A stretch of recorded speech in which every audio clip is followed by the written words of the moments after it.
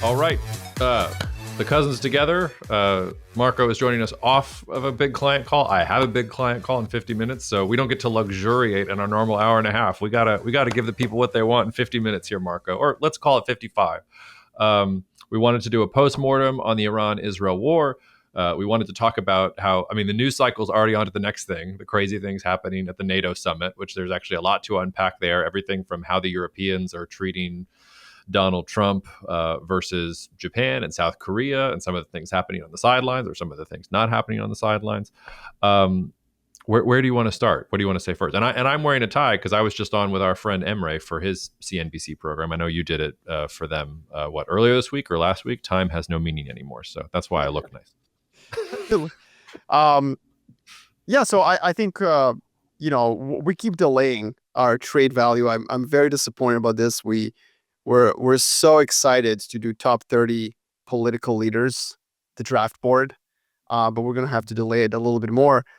Obviously, I think we should dedicate this to the postmortem of what just happened. And so where I would want to start with first is there's this big debate, and I find this fascinating, Jacob. There's the big debate whether or not the nuclear program was obliterated. And President Trump obviously claimed total obliteration. And then there was a leaked report from the Defense Intelligence Agency, which, by the way, that's, I think, a story in of itself. Why is the intelligence community leaking a report that's top secret on their assessment, other than to embarrass the president? Well, or probably for the same reason that there was a decoy group of bombers that went towards the Pacific. And yes, I'm sure that some of it is to embarrass the president. Some of it is also probably, we don't know who is in Pete Hegseth's WhatsApp groups right now. So, very real, like non-zero chance that you could be getting, information somewhere, Yeah, fair. So look, but I think it's a fascinating point, because this idea that the Iran nuclear program was set back by mere months, I think is like just patently ludicrous. That is like objectively just impossible. And I find it hilarious that some Democratic members of Congress are latching onto this because their Trump derangement syndrome is so severe that they're actually now becoming like warmongering neocons in order to embarrass President Trump. So you've got this guy in California who I don't even know what his name is. He's completely irrelevant. He's from LA area, Ventura County. You can look him up. But he came out and said, like, you see, we didn't do enough. It's like, okay, so are you calling for like greater war with Iran? It's like, where are we headed? Look, where I want to go with this is this. Saying that the attack on the nuclear program did not 100% destroy the nuclear program is like saying that the COVID vaccine is not 100% effective. It's like, yes, that's a fact. COVID vaccine is not 100% effective. Like, you can still get COVID. You can even still die, but you should still probably take the vaccine. And so the reason I say this is because it's very similar to how, like, for example, the Joe Biden administration was kind of suggesting that the vaccine really is super effective, and so was Trump. In a way, because policymakers are just saying, like, look, this crisis is over. This is the solution we got. It's the best one we have. Just shut up and take the vaccine. Similarly, right now, I can objectively tell you from everything I know about geopolitics, military affairs, and like how science works, is you cannot 100% obliterate the nuclear program. When Israel did it in 1981 by bombing Iraq in Iraq, did it obliterate the Iraqi nuclear program? Well, George W. Bush would say otherwise. They did, both in Iraq and Syria, but that was because they were at a much, much, much, much earlier stage of the process. There was like one. But they didn't. Well, they never found evidence of nuclear weapons in Iraq. They didn't find nuclear weapons, but there was a nuclear program. And the reason for this is that a nuclear program is not a building. A nuclear program is a holistic combination of factors, including human capital, fixed capital, some tools, some toolboxes. And so saying that the underground chambers of Fordo are still intact, it's like, number one, there's no electricity to place. It's probably going to take them months, if not years, to get back into those chambers. And if they moved the uranium out of the chambers, this is the part that I just think is so unfair to Trump. they moved the uranium because you warned them. The Israeli intelligence knows where the Ayatollah goes to the bathroom. If they move the uranium, the enriched uranium, out of the underground caverns of Fordo, it suggests to me that they're now out in the open and we know where they are. Like, like relax, everyone. So yes, it's objectively correct to say that President Trump was being hyperbolic, but that's like accusing, you know, accusing Trump of being hyperbolic is like accusing him of being orange. This is just how he is. The reality is that it's destroyed enough. And that's a fact. It is destroyed enough. Yeah, I'm interested in why you're focused on this point, because total obliteration to me is the exact same thing as mission accomplished. Any president who pulls off a military operation is going to have to take a victory lap, no matter, like, the job is not to be accurate about what they did. It's to say something happened and it was successful. I think you're right. The Democrats just can't find their way out of a wet paper bag. They had one sharp tool that they were starting to use. It was that congressional measure on halting U.S. involvement based on war powers. And they got a Republican from Kentucky to sign on and sponsor the bill. But he decided, since Trump stopped bombing already, that he didn't want to do it. And so the speaker's not going to bring it to the floor. And the Republican from Kentucky, Thomas Massie, his name, is not going to push it forward. If the Democrats really want to play here, you're exactly right. The wrong thing to do is to say, nothing happened. The right thing to do is to say, hey, this started with the Democrats with Truman in the Korean War. We are the original sin of it. We have to get Congress back in charge of when U.S. military force is deployed, because whether it's President Trump or President Obama or President Bush or President Truman, we opened up Pandora's box, and Republicans, you need to work with us to shut Pandora's box. And that's Steve Bannon, Tucker Carlson, all of you. We want all of that's free advice there to the Democrats. If you want an issue to play on, it's not going to happen overnight, but that is the issue. Yeah, so this is, you should be banging. So Jacob, that's a great point. If you want something that's anti-Trump and that's bipartisan, go join up with a MAGA camp that didn't want the attack in the first place. They didn't want to be Israel's tail. They got wagged by Benjamin Netanyahu's dog. That's what, if you have a problem with this, but it seems like the Democrats just can't quit the neocon line. This is like Kamala Harris campaigning with Liz Cheney, which is hilarious to me. They just don't understand the country has moved on from this.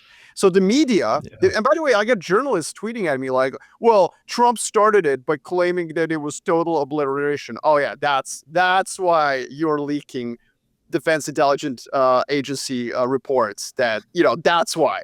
That's why, because of semantics.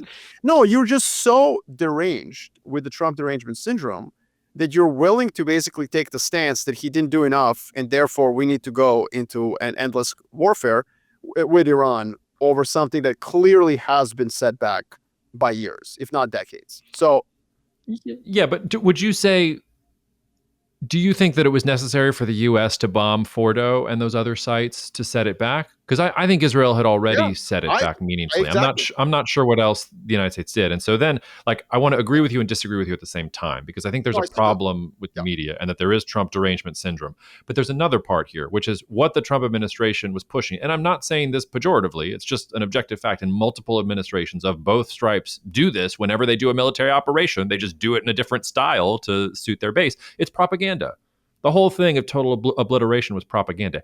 And it is a journalist's job to question propaganda and to try and interrogate truth. And so if the justification for bombing the Iranian nuclear sites was, we're going to obliterate the Iranian nuclear program, and then you get the propaganda, it is a journalist's function to push back against the propaganda itself. And I think that's where Trump gets into trouble, because they made it about the nuclear deal, when I think what really happened, and we talked about this, was Israel struck Iran. Trump, in Fareed Zakaria's point of view, had that FOMO foreign policy, wanted to look tough, didn't want to slap the Israelis down in public. And so he created this thing and went forward. And so I think you're right that the media is focusing on the wrong thing in that sense. But I do think there is a journalistic function to say, okay, we get it, total obliteration. But that wasn't even the point in the first place. There's this relationship with Israel going back and forward. And there was that one reporter who got Trump to say, I don't know if you saw this, I'm sure you saw this. I mean, this was incredible, where he basically, they asked him if he was mad at the Israelis for violating the ceasefire. And he said, these two countries have been fighting for so long, they don't know what the fuck they're doing, Yeah, to quote him. exactly. And I honestly wanted to stop it right there and be like, let Trump be Trump. Get rid of all the advisors. Like, that's the best foreign policy brief on Israel-Iran relations I've heard in years. They don't know what they're doing. Like, just like stop, guys. I think all this other stuff around him gets in the way of it. Right, but that's where the criticism of the semantics is idiotic. So no, I think if you're a journalist attacking the total obliteration, you're not. I mean, yeah, sure, you're doing your job, but I still think you're an idiot. And here's why: because because who cares? Like, he didn't yes. Was it necessary to drop this massive ordinance on Fordo? I mean, on some say, yeah, objectively, why not? Why not also do that en passant, since Israel already started it? But the real reason that was done is so that the U.S. gets leverage over both Israel and Iran. So, and that's something he can't publicly say. Right, and it's the job of the journalist to try and get that, and if not to unearth that from him to but they're not doing that. Else. But they're not doing that. No, I agree. That's why I said agree and disagree. Like, I don't want to throw out the function of journalists while also criticizing like how the journalists are doing things. And it also, like, in that very narrow sense, like, you and I are trying to do what journalists should be doing. Like, instead of like some part of our job, instead of analyzing what's going on, we also have to be truth seekers. It used to be you could rely on journalists to a certain degree to try and ascertain truth, and then you could take a step back and do analysis. But our job has gotten infinitely harder because you can't even trust the truth function that the journalism is sending out, because it's, depending on who the reporter is or what outlet they're with, they have all these other different things. I also want to push back against one. Okay, no, go ahead, and then I'll push back on something. No, finish. Yeah. Just the uranium thing. I don't think I don't think it's quite that simple. Like, uranium doesn't breathe. It doesn't make phone calls. These cylinders can be stored in, my understanding is that they can be stored in things that are basically, 55 pounds roughly. So something that you could theoretically get out and like send it in a bunch of different directions. And if we don't know where it is, or if it has been moved all over the place, then you're absolutely right. Not only does the Iranian nuclear program still live, it can be given to other groups. It can be given to terrorists. Like, where is it going to end up, especially if we have regime change in Iran that is coming? We'll get to that in a second. Like, the question of where the uranium is one that is a little bit disturbing to me. And I'm not sure that it's quite as easy to track down a 55-pound canister of stuff, especially when you're tracking, I don't know how many of them. Is it like 16 of them or something like that, enough for 10 nuclear bombs, rather than just tracking one 86-year-old dude who probably can't be too far away from the bathroom for too long without something bad happening. I would push back massively on that. Look, I mean, Israel has destroyed radar installations that also don't breathe. They've destroyed, they've known the movements of all the different scientists. I mean, it's just the reason Fordo is important is because 80 meters underground, you can store something in it. Once you have to pull that out of that, that's where it's out in the open. Do we know where the 50-pound, bag of enriched uranium is right now? Do we know? Like, no, but we will find out. Because one thing we know for a certain is that this country leaks like a sieve. Like, the Iranian the Iranian government leaks like their navy does. So I'm just not too concerned about that, because it's this idea that it's now disappeared. Well, it was in Fordo for a reason. It was protected there. Now it's out in the open. Yes, there's a element of mystery of it. I am personally comfortable with that level of mystery. And what Trump is basically saying by using hyperbole is that he just doesn't want to hear any more arguments about this. And he really is not talking to American audience. He's talking to Israel. He's saying, like, listen, stop using your sources in American media to leak government reports so that you can build a case for an endless war that we're supposed to wage on your behalf. That is what's being said, I think, with President Trump.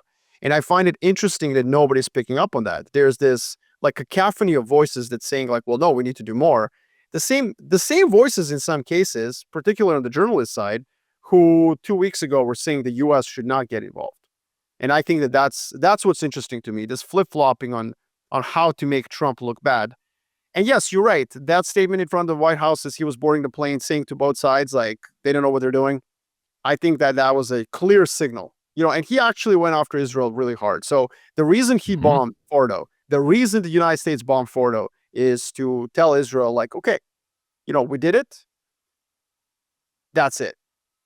And we're not gonna, you got us into this. Well done. Chapeau. Like, well done. But now it's game over. And in particular, I think that this is something that we discussed on the podcast as well. The longer this conflict went on, the leverage U.S. has over Israel increases due to the munitions. I focused on the offensive munitions. Wall Street Journal did a great job. There you go. I can also give props to journalists. They did a great job about 10 days ago when they focused on the stockpile of defensive munitions, particularly the Arrow missiles that intercept ballistic missiles. And so, yeah, Israel is running out. And so now President Trump's leverage is increasing, and he's effectively telling Israel, like, okay, that's it. That's why Yeah. U.S. bombed Fordo. Not necessarily because there's 100% effectiveness, but I would again argue that's also a bar that's just way too high. How are you going to kill every single human being in Iran who has taken a physics course? Like, Yeah. Well, and I think that's a pretty high price to pay for what the United States accomplished in Iran. So maybe we put a pin in it on this. Like maybe I give you my scenarios going forward and you give me scenarios, and then we can turn to NATO, because in some ways, I mean, that's like the new thing, and in some ways more important, I think, globally, and especially for our listeners. But I've got 3 scenarios left on my sheet right now, and they're all about Iranian domestic politics and how Iran responds to what just happened to it. I think the most likely is status quo, that the regime survives. Like, it showed impressive resilience considering everything that happened to it. The mark of a strong regime is actually one that's able to take a punch and then counterpunch, and that's what they did. They took a really, really hard punch from the Israelis, and then they refocused and they reorganized, and then they started hitting Israel and making it hurt. So that shows me that there's some resilience there that maybe was unappreciated. interesting. I think there's also a scenario where we go full North Korea. The Russians didn't help us. The Chinese didn't help us. Nobody helped us. We're just going to lock it up, full on authoritarianism, nuclear weapons as quickly as possible. Like, we are the hermit kingdom of the Middle East. Or there's the neocon wet dream, which is the people rise up, liberalizing regime. Sure. This will be an ally of the United States going forward. But the reason I say it's a high cost to bomb Fordo to get the Israelis to stop, and they didn't even stop. I don't think the Israelis think that they need to stop. If anything, I think they are convinced that they can do whatever they want now. Once, okay, let's restock the munitions, and we can do this again in 12 months because we found the yellow cake. It moved from Fordo to this other site, so we're going to hit it again. I can hear it going already. But in all of my scenarios, Iran sprints to a nuclear weapon quicker. I think that was the cost of this. You've basically just given any future Iranian regime, even one that is liberal and friendly to women and homosexuals, like, they will also still want a nuclear weapon, because the United States, unlike in Russia, Ukraine, unlike in India, Pakistan, unlike in any of the other conflicts of the past couple of years, like, this was direct U.S. involvement, and a different conversation has to be had in foreign capitals and in analyst circles in those different cities when you're talking about the threat of the United States and what the risks are and how to sort of deal with them. So what's your takeaway?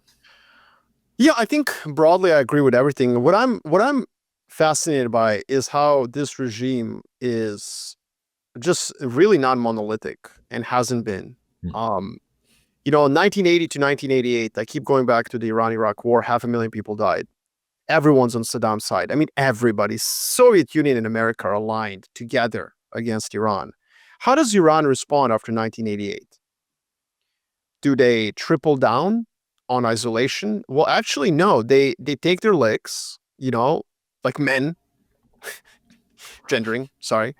But they take their licks and they proceed with actually a period of opening to the rest of the world in the 1990s, which is weird because they did also support terrorism at the same time. So you have the Buenos Aires attack as an example, which clearly was linked to Iranian regime and Hezbollah.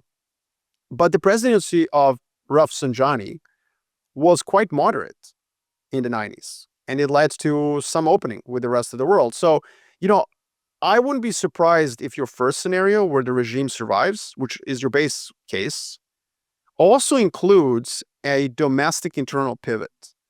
I mean, look, if you're a member of the Iranian elite right now, first of all, you got completely punched in the face. Second of all, you're looking around the region. What are other countries doing? They're taking account of their demographics. Like Saudi Arabia woke up one day and was like, look, I mean, 70% of the country is under the age of 35. Like, what are we doing here? And so I could see a similar sort of not North Korea scenario, but rather the opposite. Taking a page out of the 1990s, where President Rafsanjani was actually quite, like not liberal, but quite reformist. I mean, he actually ended Yeah. up supporting the 2009, opposition, which cost him obviously his political career. Yeah, and it's a really important point because an historical analogy, and all historical analogies are fraught and imperfect. But I think what happened to Egypt over the second half of the 20th century is actually somewhat explanatory. You can explain the opening in the 1990s because of the unique nature of the Islamic of the Iranian Revolution, which was they set up parallel political structures. There was the clerics protected by the IRGC. The job of the IRGC is literally to protect the revolution. Now they've expanded into Hezbollah and everything else, but their original purpose was protect the revolution. And then you still have quote unquote democratic elections in Iran, and you have civilian politics, and they are not the same thing.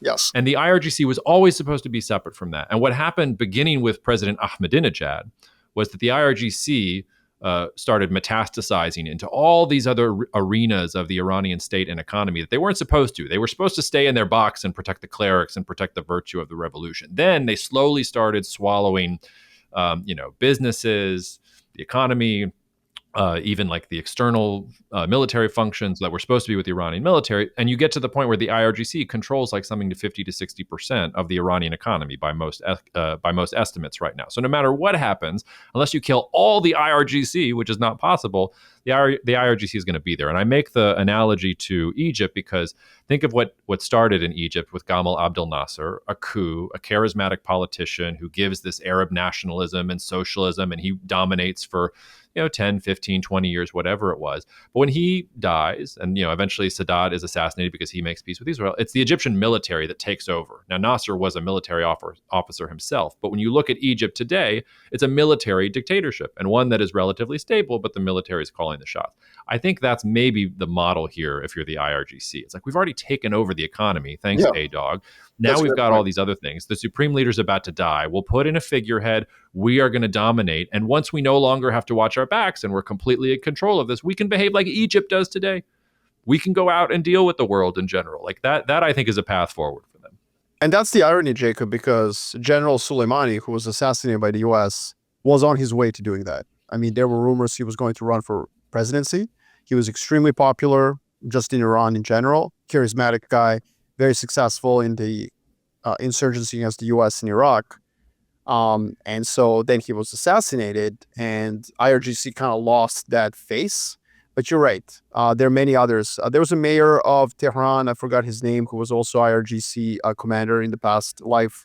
There are models of this that can definitely emerge. It doesn't matter who it is. It's an institutional dictatorship rather than this weird bifurcated, half democratic, half theocratic thing. So I think the Iranian Revolution dies with Ali Khamenei, and it becomes a military dictatorship, just like any other military dictatorship in the world. If it's the status quo, of course, there's that neocon wet dream lurking in the background, but that was always a Hail Mary. And I think their military dictatorship will be very rational. But to your point, military dictatorship will obviously want to pursue a nuclear weapon, given what just happened. And so I do think that the negotiations are going to be very interesting. The United States of America has to now really think about what it can give Iran in order to avoid them going for the breakout. Because the thing is, U.S. still does have leverage, and the leverage is like, look, we just figured out your S-300s don't work. You have no air defense capabilities. We can mow the grass, every couple of years if we have to. Every couple of years that you get a little bit more sophisticated on the nuclear program, we'll just mow it down. So, I do think there can be a grand bargain between the two. And this goes back to my point from the last podcast we did. An amoral foreign policy allows the U.S. to make those kind of deals with rivals that it disagrees with in terms of how they treat the population or whatever. And that's where I think it could be a coup of grand proportions for President Trump to really show his chops in negotiation. if he can create a grand bargain with Iran that ensures that whatever that regime evolves into, it doesn't produce a nuclear weapon. Yeah, It's a I've been high thinking bar. more about that point that you made. It is a high bar, and I've been thinking more about that point you made about the amoral foreign policy. And actually, maybe President Trump is the right person for it. That White House thing he did, where he was castigating both of them. Like I said, I wanted to isolate him from all his advisors and all the polls and everything else, and just be like, if that's your instinct, like that's the instinct I would like start with. If I was Yeah. starting the briefing with you, that's the Yes. sentence I would start with, and then we would go to like what your goals are. Like really great. So you already know it. You don't need to listen to cousins, President Trump. That's fine, but you have to sell that to the American people. And the American people and his base are not amoral. And you saw this in the Ted Cruz interview. You saw this in all of the talk around this going into it. This is not amoral at all. If anything, it is super moral. It is righteous. It's part of, Well, part of the base. especially in, yeah, well, a very important part of the base of without But which where Trump does doesn't have anything. So in the same way that FDR had to sell foreign policy to the American people and wait for a moment which he got something, like President Trump is constrained by the same things. He cannot just snap his fingers and say, I'm going to be amoral, and then go to the base who are just like, well, wait, we thought this was part of this whole. So I'm just saying, like, he is subject to the same constraints as but I think any American president. I know, but I think the median voter has moved on. So I think that President Trump is far more in line where the median voter is than and I think who is President Trump's base? Is it the sort of moralistic neocons like Ted Cruz? Or is it the MAGA camp? Or is it the MAGA camp, which we've seen in some of the commentary over the past several weeks, where they are saying, like, why are we in this fight? Why are we letting Israel draw us into their conflict? It's not talking about like, well, Israel is a democracy, it's a friend of ours, it's like, I mean, a lot of things that people may disagree with, but it's a democracy that's the most liberal regime in the Middle East. Again, caveats here. I'm just saying what one might say. Yeah. And that MAGA camp, I think, is more in line with the Bernie Sanders voters. And I think that the median voter in the US is becoming much more aligned with that kind of Machiavellian realpolitik foreign policy. And we've seen President Trump abandon parts of his base on different issues before. And this may be one of those as well. So that's what's interesting. But one thing, by the way, I just want to, before we pivot to NATO and other things, there's two things I want to say. One of our listeners from last podcast criticized one of the points I made, which is that President Trump was, generally speaking, doing right things with this particular conflict in mind. I think that's proven correct by him going after both Israel and Iran. Clearly, he is amoral in this, but we should probably use a different term and just say he's being realpolitik, realist, whatever you want to call it. But one of our listeners was like, but wait a minute, what about leaving JCPOA?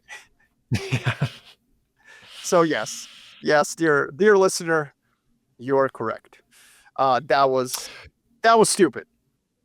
I will. Well, that was unnecessary. There was just no need to leave JCPOA.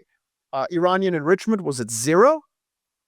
Yes, the deal would expire anyways. There was a moment where he could have renegotiated it.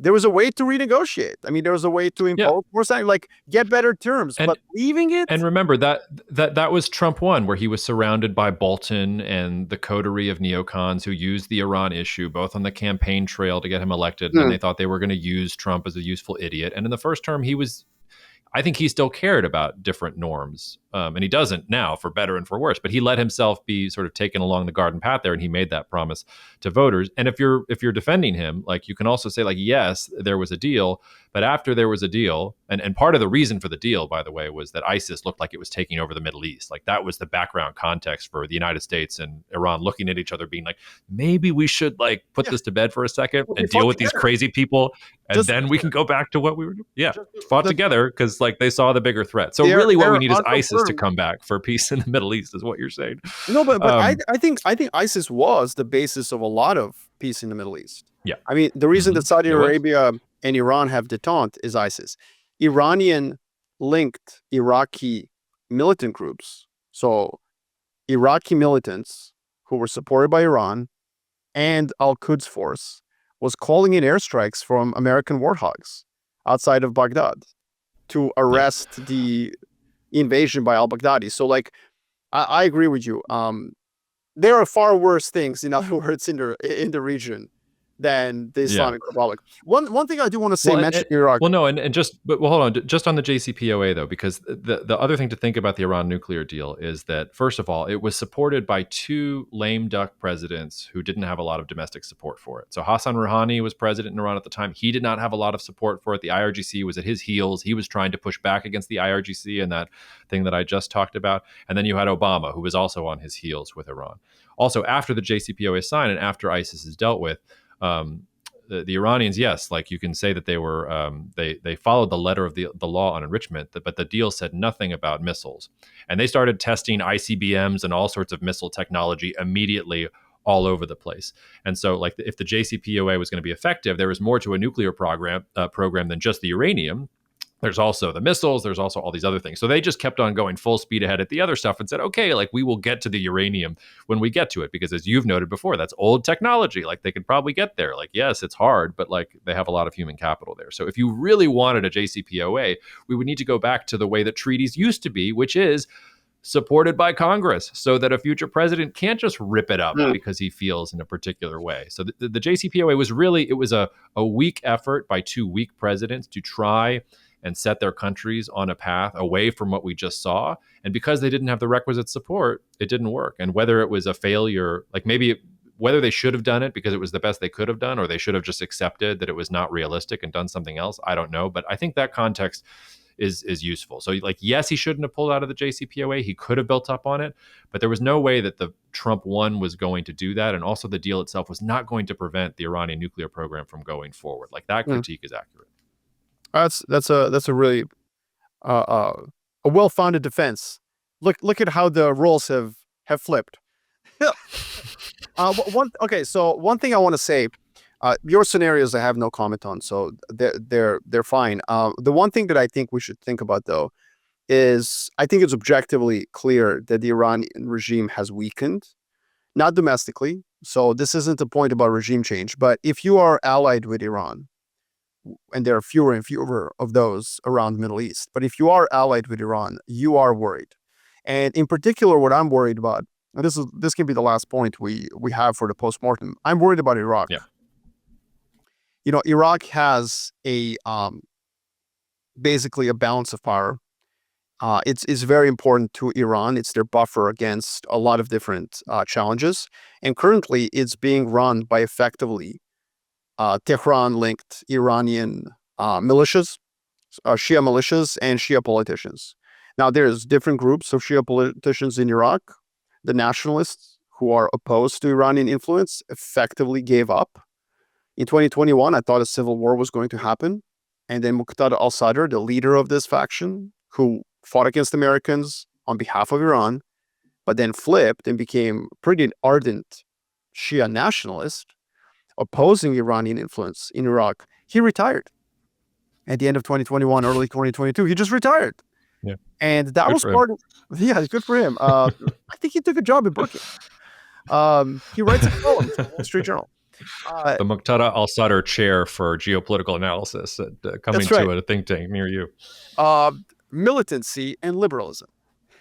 A discourse. This will obviously be one of the fake sponsors that we read in future episodes. I can't wait to write the copy for that. No, but yeah, that'd be awesome. So Muqtada al-Sadr just retires, and I suspect part of the reason is that Saudis pressured both Muqtada al-Sadr and the Shia nationalists in Iraq. Look, we have a deal with Iran. We're giving up Iraq to them. God bless them. They can take it. We want to focus on economic modernization. We're done with this Shia Sunni stuff. You don't care. And so for the past, 4 years, Iraq has been surprisingly calm, surprisingly stable, because that side just gave up. What happens when that side realizes that maybe they don't need Saudi support because Iran is weak? Now, I think that would be a mistake. Iran may not have the technological capability to fight against Israeli fighter jets, but it does have the technological capability to support an insurgency in Iraq. Those are two different things. You're not fighting Israeli fighter jets. You're fighting a war door to door. That's something Iran has done in Iraq for the past 20 years. Nonetheless, this is something that I'm worried about, Jacob. Like when I think about the post-mortem of what just happened, I do think this ceasefire is highly sustainable. I think President Trump has just smacked both Israel and Iran and said, I don't want to hear. It's like when I get sick of my kids fighting and I show up and the son is like, she started it. I'm like, I don't care. If I have to come back up here one more time, he's like, you're both in timeout, and it's like Serbian dad is coming out, not Santa Monica dad. So that's what Trump did. Did you see that somebody asked Mark Ruddy about Trump's language, and he literally said sometimes Daddy has to use harsh language? No, and I mean it's like that's exactly like that's what Trump like. I see myself in him, like with my kids, and it's and so I think this is sustainable. I really think if Israel crosses Trump again, I think it's going to be very bad for the country. So that's great, but the negative is Iraq, and I really worry about the destabilization of that neighboring country. So that's it. Like that's where I'm at right now with this. All right, and turn on the TikTok camera for one thing from your. I think this is the first time I've asked for the TikTok camera on. For all of you ardent Kurdish nationalists listening to this podcast, your time is now, and you might not get another chance. So if there's going to be an independent Kurdish state, like the dynamics that Marco is talking about right now, this is where they come from. ISIS used, a vacuum of power in Iraq to do what it did to build a caliphate. You can use a vacuum of power in these lands to build the thing that you're talking about. So stop squabbling with each other. And if this is something that you want, like now would be the moment. And if there is a plan in an Israeli drawer that says the next phase of this is not regime change in Iran, but supporting the establishment of an independent Kurdish state, which is something the Israelis have toyed with back and forth through their history. Like I will eat my lunch if this is part of some broader strategic plan. For the record, I don't think that's going to happen, but like if there was a moment for it to happen, like the power vacuum that you're talking about is it. Okay, there's my. I think of that as out there, but maybe people won't. Let's turn, Marco, to our last 20 minutes for the NATO summit. I want to read to you what Mark Ruddy sent. Is it Mark Ruddy? Rutt? How do you pronounce that? I think it's Rutte, but our Dutch fans tell us. Yeah, I'm trained in Arabic, not in Dutch. Sorry, guys. So I just want to read what he sent to Donald Trump, and Donald Trump posted this on his Truth. And I also want to say this sounds like he went to ChatGPT and said, could you create a message for me that makes Donald Trump happy? Mr. President, dear Donald, congratulations and thank you for your decisive action in Iran. That was truly extraordinary and something no one else dared to do. It makes us all safer. You are flying into another big success in The Hague this evening. It was not easy, but we've got them all signed on to 5%.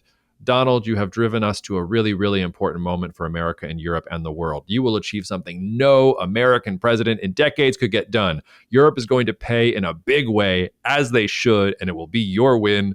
Safe travels, and see you at His Majesty's dinner.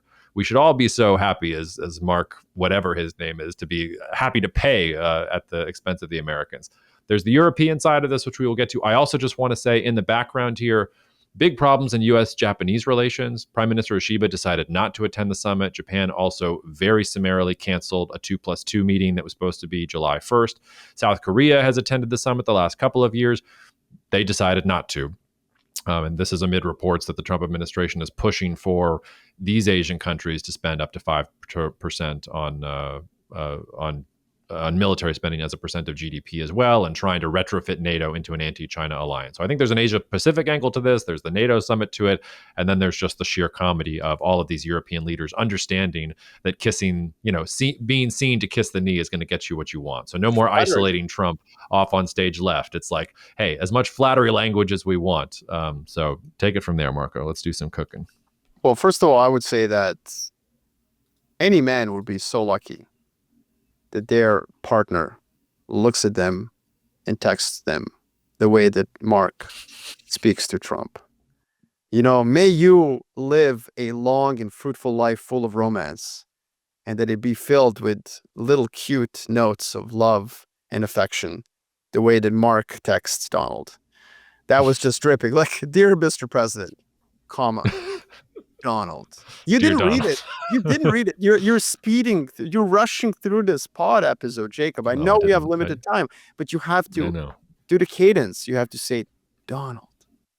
Pause.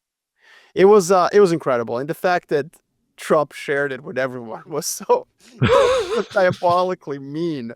it's like he's acting like there's some girl that's texting him and he's sharing it with buddies. It's like, hey, look at this. Look at what Mark said to me. Like I'm the man. So yeah, I think flattery is definitely working. Did you see that Pakistan nominated President Trump for the Nobel Peace Prize? Like, how did I did knew. everybody else think of Yeah. it? Like, hey, hats off to Pakistan. Like, what a brilliant move. They didn't nominated him and made it publicly. Like, we nominated President Trump. Like not anyone Well, else. and I believe they did it 48 hours before the Israel-Iran war started, or was it 48 hours before the U.S. decided to bomb Iran? Like, really And I'm great. sorry, President Trump bombed Iran. Not a single person died in that bombing, and now the conflict is over. Well deserved. I mean, like truth. I mean, look, it's subjective. Like but no, some journalists will say, but he used the term "it's been obliterated." Okay, that's why nobody reads media anymore. Anyways, going back to NATO. So your point, yeah, I mean, look, I think that it's interesting because President Trump has now said that it's an extraordinary success that they're going to hit this 5% target. Just to explain to everybody, I mean, nobody spends 3% on their defense, like really in the world, like nobody. The United States of America, I think in 2024 was like 2.7% of its GDP. I don't know if you will look it up, but like, Oh yeah, I'll tell you. look, getting to 3.5% defense spending as percent of your GDP is like double what's probably rational for most of these countries. Their target of 5% is false. It's not 5%. That's just PR. They're committing to 3.5% in defense, 1.5% on infrastructure, like broadly conceived. Where I can see, like, I think some of these countries are going to justify like improvements to their healthcare system as necessary for defense. So, let's just. And the other thing is that this is by 2035, a year at which President Trump is highly unlikely to call him out on it. The world will be different. And so this is where I would say, yes, I do expect increase in spending in Europe, absolutely. But they want to increase spending in Europe for other reasons too. They want to do it for fiscal stimulus reasons. They want to just have their economies grow more. So they're not spending 5% of their GDP on military because nobody is, including the U.S. The U.S. isn't at 3.5%. Expenditure on defense. Yeah. Well, first of all, about the spending on military, did you see what German Chancellor Friedrich Merz said about the German army? Yeah, he was very. Week? Yeah, he was saying like they're going. He said, "quote that he wants Germany to have the strongest conventional army in Europe." End quote. Because that went so well the first time. Thank you, U.S. government, for encouraging Germany to return to the notion that it needs the largest army in Europe. I'm so happy about this, Jacob. I'm sorry to have to correct your history knowledge. No, I'm happy to be corrected. Yeah, please. 2 times it went great. 2 times, not once. By the way, and I looked up military spending as a percent of GDP. There are 5 countries in the world that spend more than 7% of their GDP on the military. Let me guess them? Okay. Oh, this is great. Yes, live. Let's see. North Korea is one. No, although I don't. God. Maybe they're not on here because we don't have data. Probably. So that's probably a good guess, but we just don't have data. So I don't think the North Koreans are saying to CIPRI, yeah, this is how much we're spending on this. That's where I'm getting this data. Do they have data on Ukraine then? Is Ukraine one of them? They do. Okay, yes. so Ukraine is by far and away number one at 34.5% is their calculation right now. So second, I guess. What's your next 4? Russia. Russia is number 5, 7.1%. Okay. You've got 1 and 5 off the table. All right. Is Sudan one of them? No, I'll give you a hint. The rest of our countries are in the MENA region. Oh, okay. Interesting. All right. 2 you should get, and 1 I would have never gotten in a bajillion years. Iran and Israel? Israel at 8.8%, number 2. Not Iran, but our Saudi friends at 7.3% at number 4. And coming in at number 3, 8%, Algeria. Oh, that's that. Okay, but that's, why? Those are salary benefits. Okay, but still, like it's still 8%. Hey, by the way, that's an important point. Sorry, go ahead. No, you go. No, one of the things, the easiest way to boost defense spending is just to give people in military higher salaries. And that's in a lot of North African countries like Egypt or Algeria. Like Burkina Algeria, Faso, your favorite, on this list at 4.7%. yeah, like a lot of that is just like, it's the sclerotic economy and the highly entrenched interest of the military elite. So I would say that's not like Algeria doesn't really have a military that is equivalent to how much they spend because they don't spend it correctly. But yeah, the point is the only other country on this list that spends more as a percentage of GDP than the United States, and by the way, Colombia tied with the United States in terms of how much, 3.4%, but 3.4%. Also, U.S. spends 3.4% of GDP. 3.4% according to this data. The only country that is not in like North Africa or a place like that that's high up, to your point, is Poland at 4.2%. Yeah, that's right. Poland does spend the most. So look, the point of this is like 3.5% is a lot. It's a lot. The U.S. is a global, superpower. It spends 3.4% of its GDP on defense. I'm not sure that Portugal or Italy, it makes really any sense for them to do the same. Well, and you probably saw that Spain has secured an exception so that it doesn't have to do this. I actually put on our internal research platform at work that, is this the end of NATO here? If you're going to start carving out exceptions for different countries, and if some countries are going to are worried about defense, so they'll say nice things to Trump and others won't. And already the Asian economies are like, all right, we flirted with this for a while, but why should we do this? And the bombing of Iran, I think, sort of reinforces this. But here's my argument for that. My argument for that. So like, does it make sense for Canada to spend 3.5% of its GDP on military? Why not get Canada to build refining, processing centers for critical minerals? So if you're trying to create a Western alliance, like maybe you should start by ensuring that it's not Chinese rare earth minerals in your missiles. Maybe that's, I don't know. Like I'm just a stupid geopolitical strategist. But if your missile is built with like 70% Chinese components, maybe part of the military spending and security should be that. So like, I'm not sure that it makes sense for every country to just buy more fighter jets and tanks. Instead, you can look at critical advantages that other countries have. Canada, as an example, has a lot of natural resources. It has some processing of these complicated minerals in certain parts of Canada. For example, in Trail, British Columbia, a very interesting piece of Western critical infrastructure, one of the largest lead processing centers that also does some rare earth minerals as well. So like you could contribute to the Western effort, if you will, without just giving salaries to colonels, to meet the 3.5% line. And I fear that that's what's going to happen. A lot of countries like, Belgium, what are they going to do? Like, hey, should we buy more fighter jets? Should we buy more tanks? That's all really difficult. It's just like double everyone's salary and we'll satisfy Donald Trump. That's where I think this is a little bit too like rote. But you're betraying your globalist credentials, you global philic, apolitical analyst. The point here is not to import refined materials from Canada and some of these other places. First of all, Canada is supposed to be part of the United States in this metaphor. The goal here is to make really, really good, shiny military equipment and sell it to the rest of the world to balance the trade balance and make these U.S. military industrial companies. We're going to do the refining here in the United States too. So. And by the way, in your one big beautiful bill that you think is like is fiscally conservative, like where we're increasing spending on the military budget so that we can sell those guns and those weapons to all these other different countries. We all hope that you enjoyed the Fordo air show that we put on here to show you some of this wonderful bunker busting technology that we will be offering to the world. It's like Dwight Eisenhower is rolling in his grave. No, I mean that's so. Yes, I mean a lot of this is just the media is covering this as if it's a fait accompli. It's all these countries have until 2035 to do it. I think that they will do it in many ways, but they won't spend it really on defense. And so, it's just aligns with political interests of everyone. President Trump can now say that he got Europeans to do something nobody else did. Europeans can satisfy their own domestic political logic by boosting their economy. But I don't expect every one of these countries to spend as much as the U.S.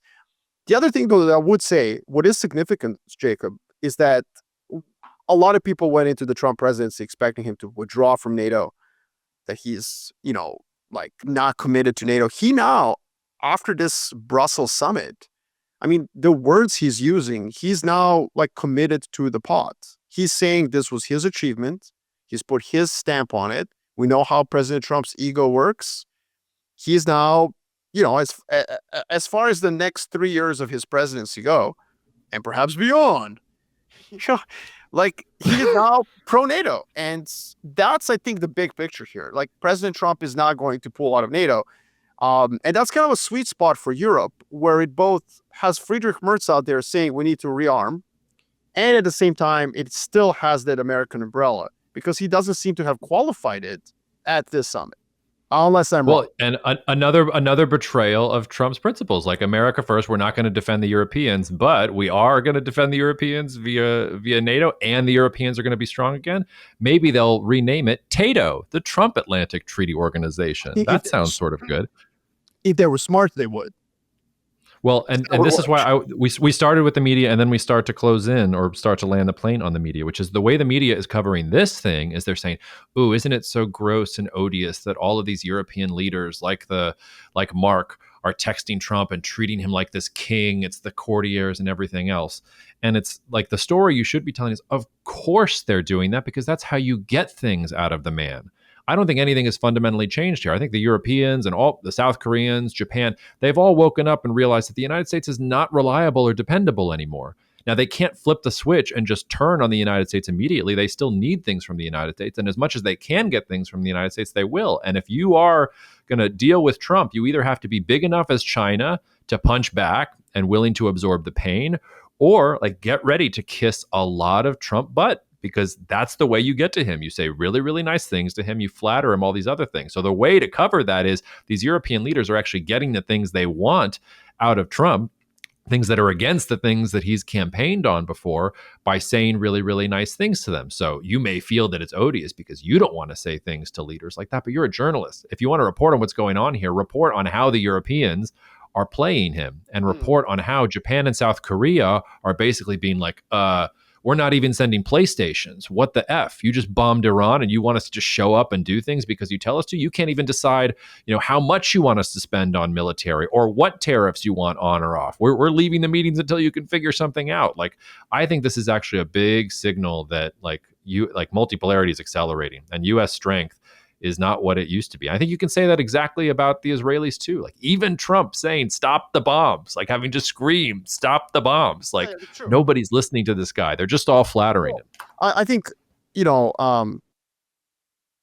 there's limits to every argument, and I think multipolarity is clearly in place. Otherwise, Israel would not have attacked Iran without much of a warning to the US, without really involvement. That would not have happened in a unipolar world. But at the same time, there's limits to that, right? Like the US, and this is always something that I always caveat, especially for American audience. A multipolar world doesn't mean that every country is equally powerful. That's not what it means. It's just that there's no one country with preponderance of power. But it doesn't mean that the US is still not the most powerful country in the world. It is, as President Trump said, the only country that can deliver a payload such as it was on Fordo from Missouri. Like that's the only country in the world that can go that distance with that payload. And it's the only country that can tell Israel, after watching it for 2 weeks disobey the US effectively, eventually Israel runs out of rockets, to defend itself. And now US is, now what? So, the problem with these arguments, Jacob, is sometimes people get too literal and too like, well, what do you mean? Like, well, it's nuanced.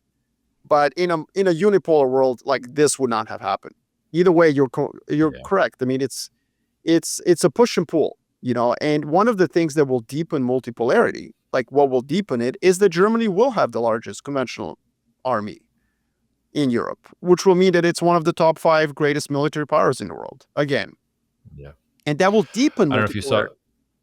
Yeah, sorry. I don't know if you saw also President Trump just in the last, as we've been talking, has been just railing on the Spaniards for not agreeing to spend this much money. Spanish market's also down as a result. That I don't do much trading, but I'm pretty bullish on Spain in general. But I think that just reinforces what we're talking about. Like if you're not nice to him, if you don't do what he says, like he's going to do this to you. So like, why wouldn't the Spanish government just be like, sure, we'll spend it, we'll do whatever you want, and then not spend it? Like that's an own goal. Maybe they're powerful enough, or they're fine enough they don't want to. But yeah, it's a total own goal. It's a total own goal, and the reason it's an own goal is because it's until 2035. Why would you stick your neck out? Everybody else fell in line. Not because they're afraid of Trump, but because why would you go through the trouble of fighting the United States of America on this?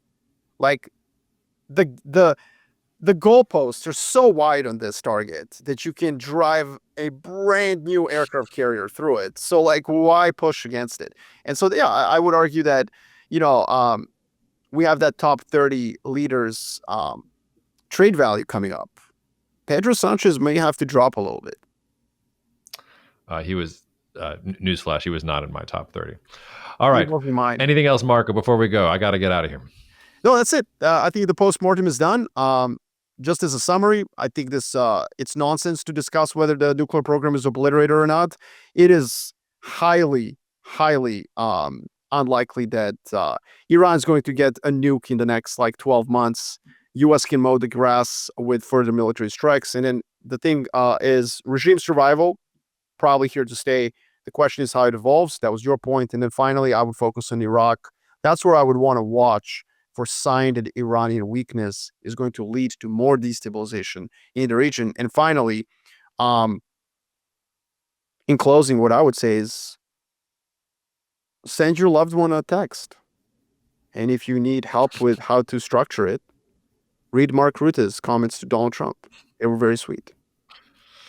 Lessons on sensuality from a political nihilist. That's great. Rest of the world, please don't blow anything up so we can do our leadership column podcast next week. Like, give us a week here, guys.